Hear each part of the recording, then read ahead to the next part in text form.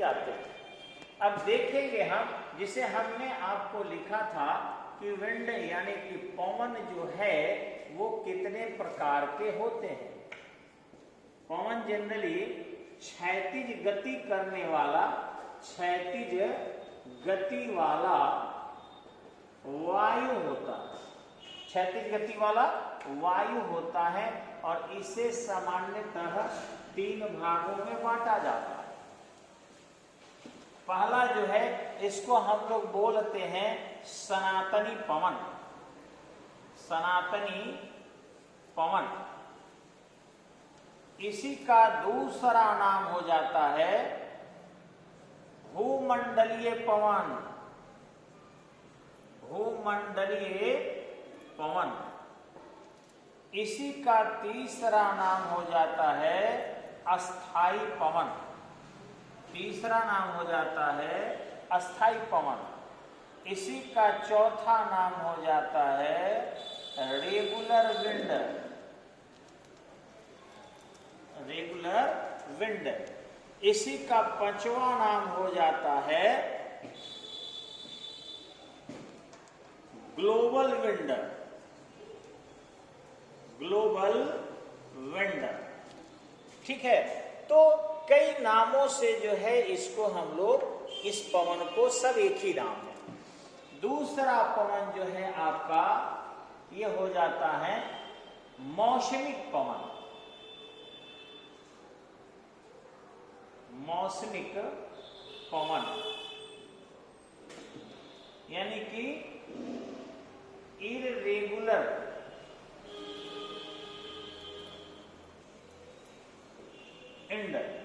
Wind हो गया, या इसको बोलते हैं अस्थाई पवन, अस्थाई पवन। या इसको हम लोग बोलते हैं मौसमिक पवन, इरेगुलर विंड और अस्थाई पवन। इसको हम लोग सामयिक पवन भी बोलते हैं, सामयिक पवन। कई नाम से जो है इसके नाम को लोग संबोधित करते रहता है। और ये हो गया आपको स्थानीय पवन, स्थानीय पवन यानी कि लोकल विंड। अब रहा कि यह स्थानीय पवन यानी लोकल विंड जो है, इसमें कुछ किसको कहेंगे। ध्यान रखिएगा कि लोकल विंड भी उसको कहेंगे जो कम से कम 50 किलोमीटर लंबा बहाव करता हो, लंबा बहाव करता हो, उसको हम लोग पवन कहते हैं, स्थानीय पवन। पंखा के हवा को पवन नहीं कहते, कहते हैं हवा। कूलर का हवा अच्छा है, कूलर का पवन अच्छा नहीं है। एसी जो है बड़ी ठंडा हवा दे रहा है या दे रही है, तो जो भी है उसको हम लोग एसी ठंडा पवन दे रही है नहीं बोलते हैं। सीलिंग फैन अच्छा पवन दे रहा है नहीं बोलते, हवा बोलते हैं। क्योंकि पवन के लिए न्यूनतम 50 किलोमीटर की गति होनी चाहिए, घंटा उंटा नहीं, 50 किलोमीटर चाहे जैसे चले तभी उसको पवन नाम दिया जाता है, और एक दिशा में कम से कम चलना चाहिए। तो 3 प्रकार में हमने बांटा। अब फिर ध्यान रखेंगे, इसको भी हम लोग 3 भागों में बांटते हैं। ठीक, इसको हम लोग जो है कुल 5 भागों में बांटते हैं।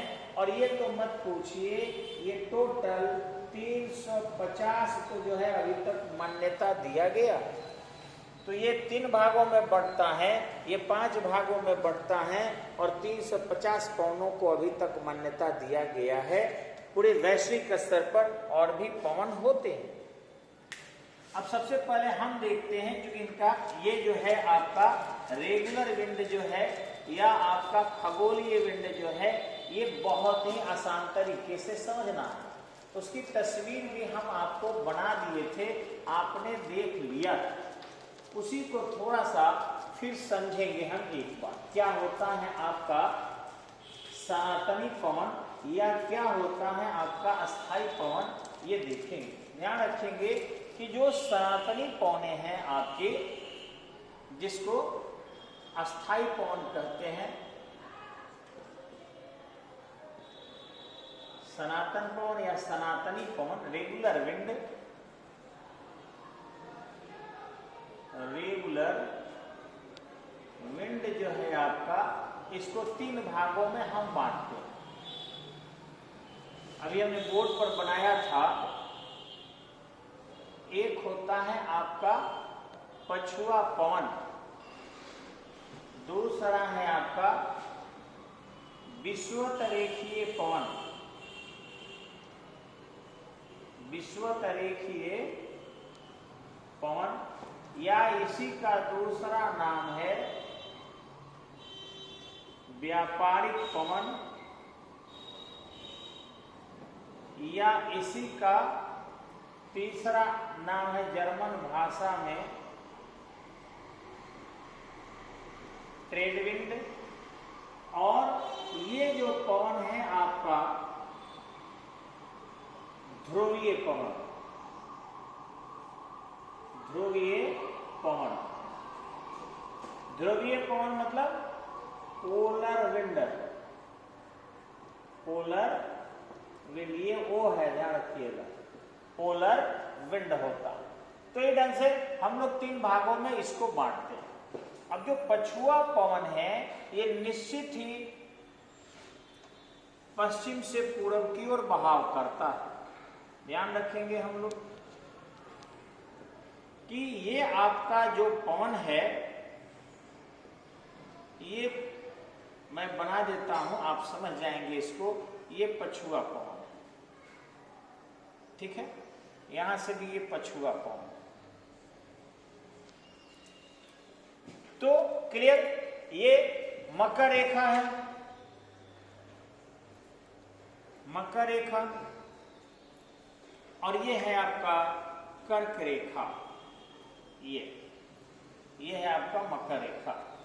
तो मकर रेखा से उपध्रुवीय वृत्त की ओर बहने वाली हवा, मकर रेखा से उपध्रुवीय और कर्क रेखा से भी उपध्रुवीय वृत्त की ओर बहने वाली रेखा को हम लोग पछुआ पवन कहते हैं। ये आपको पता होगा सारा 66 डिग्री है, ये आपको पता होगा सारा 23 डिग्री है, ये भी आपको पता होगा सारा 23 डिग्री है, और ये भी पता होगा आपको कि सारा 66 डिग्री। तो ये ढंग से ये पछुआ पवन हो गया। अगर हम विषुवत रेखीय पवन को देखें तो ये जो है आपका पूर्वा पवन भी कहा जाता है, इसका अन्य नाम है पूर्वा पवन, यानी कि ईस्टर्न विंड, ईस्टर्न विंड इसका ये भी नाम है।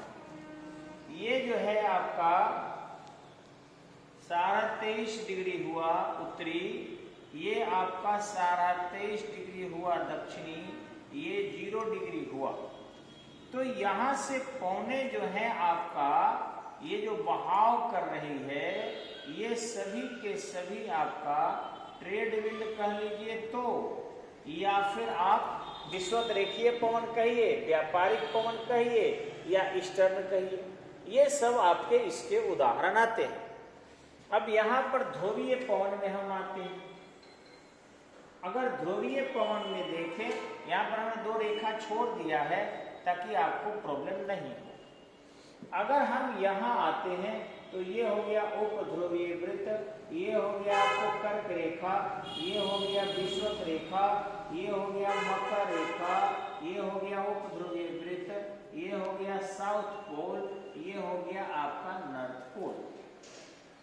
तो इसमें आपको ये ध्रुव के क्षेत्र से उपध्रुवीय क्षेत्र की ओर बहने वाली जो हवा है, ये सभी के सभी आपका ध्रुवीय पवन।